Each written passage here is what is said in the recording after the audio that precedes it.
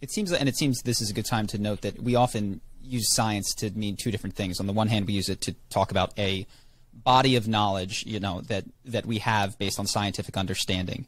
But science is also a method for coming to truth. And I don't actually know the answer from your perspective. Are you merely taking issue with science as the body of knowledge, but are 100% behind this idea of science as a way of coming to truth, this sort of hypothesis testing, assume that you could be wrong and try to break your assumptions? Do you stand behind that as a solid epistemological device? Well, my answer is very radical. For most people, my answer is too radical. And that is that you actually can't use science to reach truth. Well, and then this takes us into what truth is. And there's different formulations of truth. There's relative truth. There's absolute truth. We can get into that.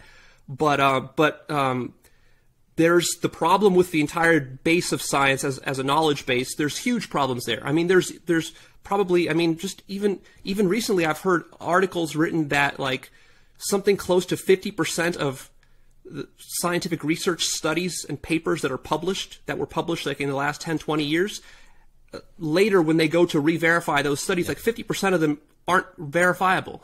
This is particularly in the social sciences. So a lot of and I think you're very familiar with this. There's not just meta science problems, but there's very human problems of the publish or perish and the advantages that one gets to breaking new ground as opposed to disproving someone else's thing. Yes. If you were to labor and do good science for a long period of time, you'd probably make no breakthroughs for the entirety of your career, and that doesn't pay the bills. So what you find are people breaking new ground constantly with shoddy data or interpretation of data, because that's what gets them the TED Talk. And one of the most famous, not to bash her, is Amy Cuddy, who I'd cited many times talking about power poses and how, going like this, the Superman thing can raise your testosterone. And it was such an amazing, crazy thing to be true, and it was too crazy. It wasn't actually the case that your testosterone was affected by the pose that you held for 2 minutes. And she was taken to task, but first she made a lot of money and had one of the most popular TED Talks, and quite frankly, it might have been the good move for her career to not doubt her own wild conclusion in that case. Yeah, I mean, I've heard of that case loosely in the past, and I mean, yeah, there's many of those cases, and it's, of course, we all know that it's easier to bullshit in the soft social sciences than it is in the hard sciences. And oftentimes when I level certain critiques of science, scientifically minded people, they tend to be actually rather dogmatic in their positions about science, because science plays a crucial role in actually framing your sense of reality. It's not just the scientific method. It's not just how we, study certain things. Science informs where you think you came from, like what you think life is, what you're doing here. Science gives you a sort of a picture of like evolution. You evolved over billions of years, and you're just stardust. Where'd you come from? You're just stardust in the end. And so it's more than just raw data and research. It's a whole worldview, and people get attached to this worldview because either you have some religious worldview or you have a scientific worldview.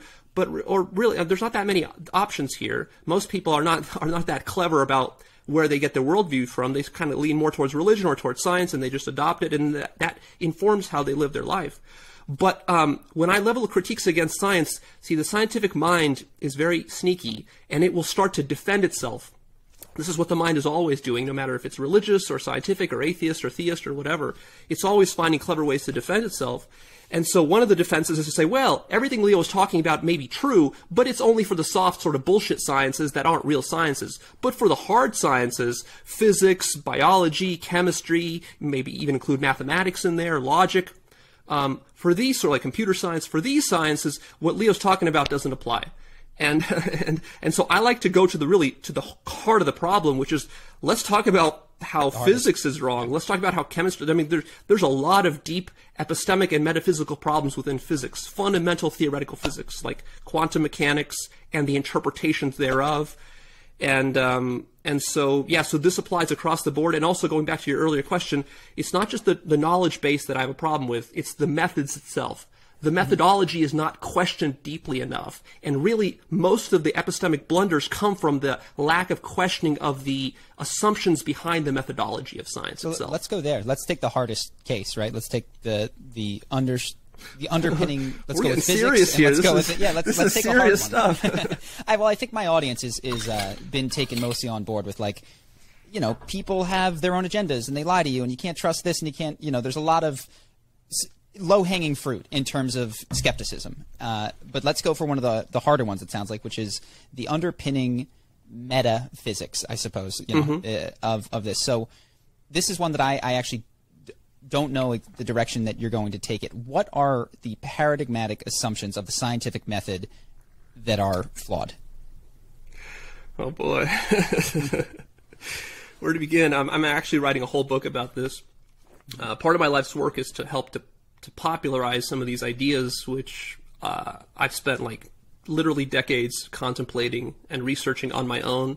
And I'm actually shocked at how bad most professional scientists and academics are on these topics. Generally, what I see is that most scientists, actually, they're not in the business of questioning science or thinking deeply about science. They're in the business of doing science, which is a very different thing. It's sort of like the difference between knowing how to drive your car and being a good mechanic or engineer of cars. These are very different things. Like, your grandma can probably drive her car, but she doesn't know anything about how to fix it if it breaks. Same with me. So yeah, same with me. I get my oil changes. I don't do my own oil changes. I wouldn't know how. It's just easier.